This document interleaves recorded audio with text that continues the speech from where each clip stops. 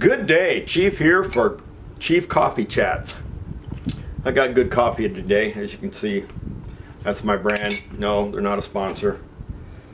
I really don't have a specific subject that I want to talk about because I'm still a little perturbed by the constant barraging of some commentators that I watch and some other people who keep screaming and hollering. You know, every time there's a disaster in the United States, you know, we all feel bad. Yes, they need help. And then all these guys are screaming and hollering, you know, we're sending millions and billions of dollars to the Ukraine. No, we're not. Think about it, people. Everything has a price. Everything has a cost, to include old equipment, old munitions, old vehicles. Everything that we're sending them has a dollar sign attached to it. Trust me, being a hand receipt holder for, at one time, I think I had $1.5 million that I was signed for. And trust me, I was almost doing a daily inventory until that got off my hands. I came home early from the Gulf War, and we had a captain, I think I talked about him in my other series or my other playlist, where he could not make a decision without asking the staff sergeant, did I do the right thing, staff sergeant? I couldn't believe this guy. So me and another soldier, we both got assigned to a refurbished building because they refurbished our buildings while we were gone. So I was given $1.5 million of building, beds, desk, lamps, chairs, everything in those rooms that was not nailed to the floor, so to speak. So I couldn't wait. So I was doing a daily, because we had soldiers living in those barracks, because we had soldiers that didn't get deployed. They arrived after we had gone, because we left, you know, a week garrison, you know, that maintained business, maintained everything else. And so everything's got a price tag, even a chair back then. So I'm tired of all these commentators every time there's a disaster in the United States, like the recent one in Hawaii. I even wrote back to this commentator. I said, okay, what are we going to do if we send $1 million worth of munitions to Hawaiians? What are they going to do with it? Sell it? Maybe use it against visitors? I don't know. So I just get upset with that. Everything's got a price tag, and you need to clean out your old stock, because when the Missouri went to the Gulf War, it was still firing shells from World War II, because since World War II we decommissioned the greater share of our battleships, so we didn't need to make shells. Just like with the Purple Hearts, they were anticipating, what was it, 1.5 million casualties to invade Japan. So the government went ahead and made 1.5 million Purple Hearts. We have not had 1.5 million casualties since World War II. So they're cleaning up old Purple Hearts made for World War II and issuing to this day now, because they made so many in the past. I mean, some of them are probably deteriorated. The ribbon's probably gone, or maybe the metal has varnished on one or two, but you still got a warehouse full of Purple Hearts that they're still getting rid of since World War II. So everything's got a price tag. And speaking of the war, I just watch all these videos of all these Russian trenches, and it's like, where are they getting all this multicolored plastic? It's like they're getting shopping bags at a mall, because I don't see any logos on this plastic, but it's like I've seen the green, the blue, the yellow, the clear, even red once in a while, and it's just like we keep hearing about this line that they're invading, but every trench video, it's like the trench is a trash dump, because the Ukrainians are running between the bunkers and there's just nothing but garbage in these things. And yeah, oh, a drone flies overhead. Wonder where the bad guys are. Oh, look where all the trash is. So it's like, my God, cleanliness is next to godliness. Yes, knew that in the Army. The cleaner you are, the better fighting spirit you have.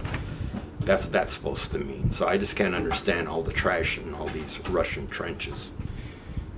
Boris is playing with my electronic equipment again. Yeah. What else do I want to ramble on about? I don't want to do politics because I am who I am and I am what I am. And yes, I can't stand our current president. And then some of these commentators also are ragging on Zelensky, because one commentator found an old video of Zelensky back when he was a comedian, supposedly playing a piano with another gentleman on a stage with their Johnsons. And then they're like, wow, what a qualification for a president. If we look at all of our American presidents, they've come from all walks of life. Greater share of them have been military members. The greater share of them were, I think, were lawyers. So I mean, it's like, what qualifications do you need? Because back in 2016, who would have thought a businessman would be one of the best presidents we've ever had? So like I said, I'm not going to talk about politics. I will talk a little bit about politics. My mother died, and then under 8 years of Obama is when I finally got a savings program to build up money for my retirement. Finally got it. 8 years under Obama. That money that I had invested at that time went up 30 to 40,000 in 8 years. The market went up and created me 30 to 40,000.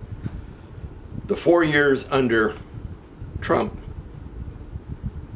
it tripled the value. And now the other guy has taken almost half of that back. So you tell me I got in an argument, or not an argument, but I got into this talk with somebody at a grocery store one time because somebody mentioned something, and then I said how good Trump was doing, and I told him that story, and he just looked at me and he says, I said, yeah. And then that's back when Trump was only in like 2 years, so Trump had doubled my money. Meanwhile, the previous guy for 8 years did not double what I had in there. That 40 grand I made was not even half.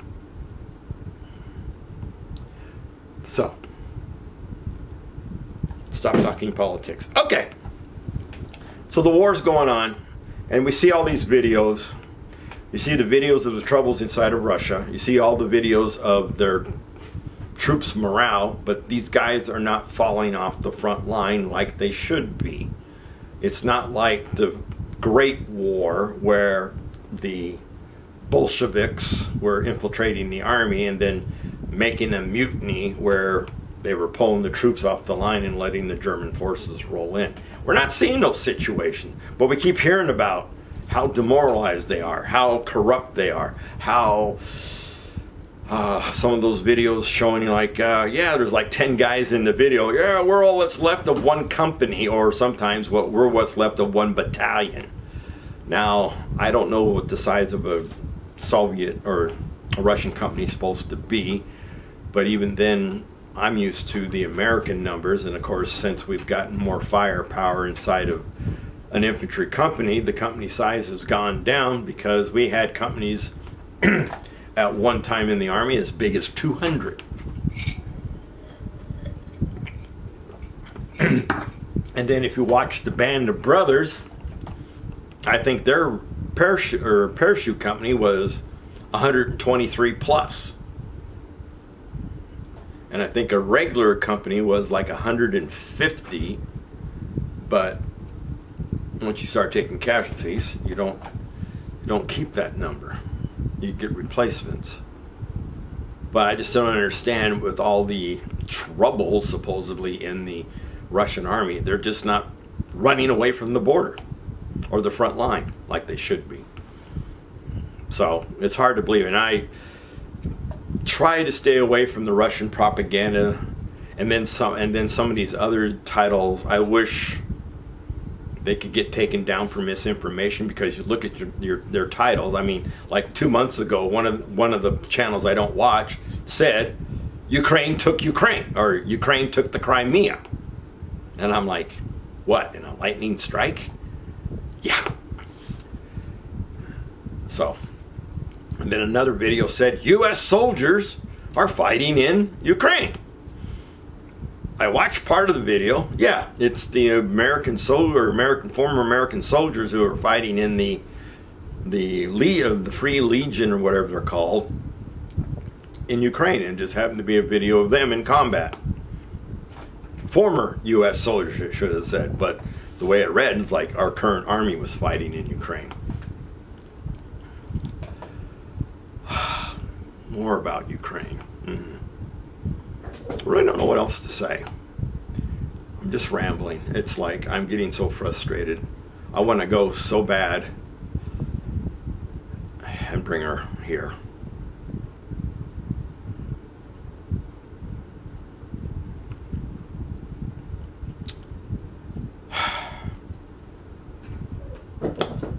What can I say? More ramblings. I've been watching some other videos of where guys talk to disillusional women. And I watched a video the other day where this one girl, all she could say was the same thing over and over. Well, I've told you once before, in your video, you implied. Oh, so you're talking about, or not what you implied, but what other people can imply. Well, you can't say that on a bench, because that would be hearsay, or you're trying to second guess what somebody else is thinking, and you can't do that on a. But all these flakes on the very liberal side come with their feelings, not their facts. So I was laughing my behind off, as some people say. Then I watched another video from Australia where this girl was rambling and saying the same thing over and over again, how we should be vegan. And she kept coming with the same feelings, how cows and other animals feel pain, and my cat, pain and torture. And then they had a farmer on there, and it was really hilarious. This is, like I said, this is Australian, so I guess he fought in the Vietnam War, because he did make the comment that he went to a war that the Americans started, so I assume it was the Vietnam War.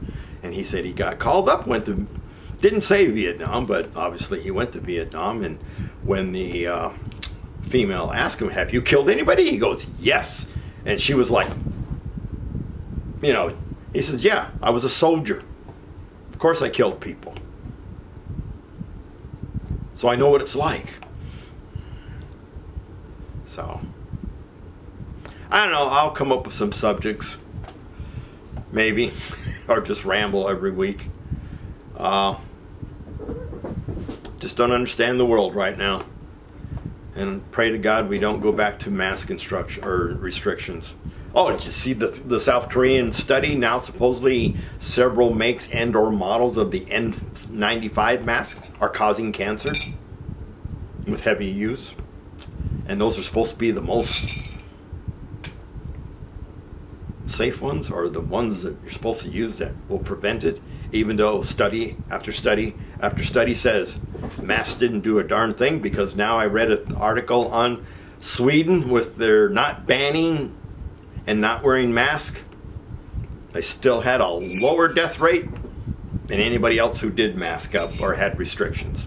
So that's enough for today. A little bit of a lot of Ukraine, lot about the millions of dollars we're supposedly spending. The first thing I heard about money actually being sent was way back, I think in March 2022, was like $40 million to be used for humanitarian aid. That's the only dollar amount that I've actually seen, 40 million. Everything else has been beans and bullets, as we say in the military. So, Chief out. Freedom's not free. You know what to do with the veteran. See ya.